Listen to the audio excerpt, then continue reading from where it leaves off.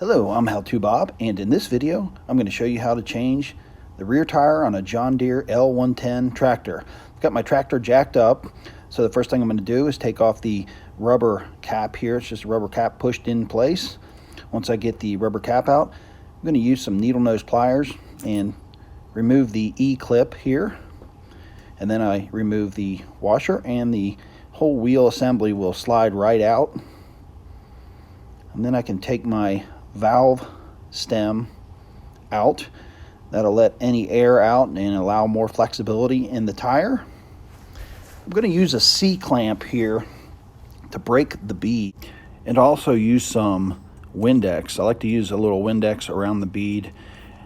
It just lubricates the bead and makes things slide in and out a little easier. Plus the Windex dries up fairly quick, so you don't have residue all over the tire or the rim. So once I get the C-clamp cranked down pretty good, the bead will just pop right off. Okay, next I'm going to use my tire irons and get underneath the bead, make sure it's all the way free, all the way around the whole rim. Then I'm going to get both tire irons and pry up a little section of the tire, just enough to get my grinder so that I can cut this steel cord going around the bead. It makes it so much easier to remove the tire.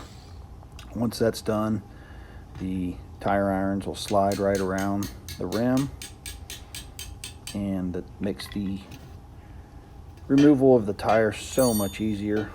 I'll flip the tire over, repeat the same process using the grinder, and just grind the steel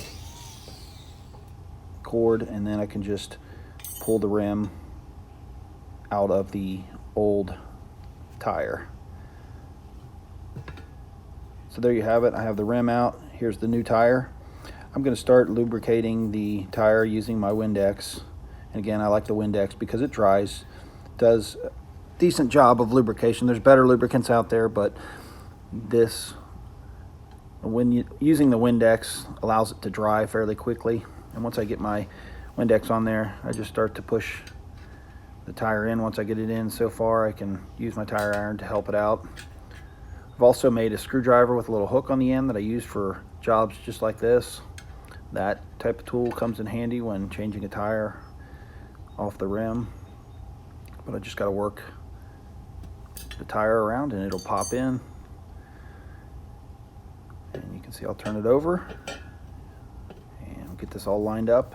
Use a little bit of the Windex again. And I'll get that tire iron out again. Now here's my screwdriver with the hook. It just hooks around the inside of the rim. And I used a torch and heated that up and bent it over, and that's what I use this screwdriver for. It's just a throwaway screwdriver, an old one that I had sitting around. And once I get the tire about halfway on, I'll get my tire irons and start to pry the rest of it on. Now it helps to have another person hold while you're working the tire, and then you can just work it in. Now the next thing I'm going to do is use some starter fluid and spray liberally around the bead and inside the tire. I'm going to use a ratchet strap, and then I'm going to light the starter fluid, and what will happen is it'll expand the tire out, set the bead, and got that all set. Now I set it on a can just to hold the rim up, and that helped out a little bit. So now I'm going to put the valve stem back in and air up the tire to the recommended pressure. I think it's about 10 psi on this particular tractor tire. Then I can take the tire, and you see my notch here, my slot is facing up. I want to kind of line that up here. Slide that on, and then there's a key that goes in that slot, and I have to make sure the tire lines up with that. Slide it in. Next is the washer, and then my E-clip will go on after that. And I just use my needle nose plier and push that into place. Then all that's left to put on is the dust cover. Make sure that's in place good. Put the dust cover on, and that's how you change the tire on a John Deere L110 tractor. I'm How To Bob. Thanks for watching.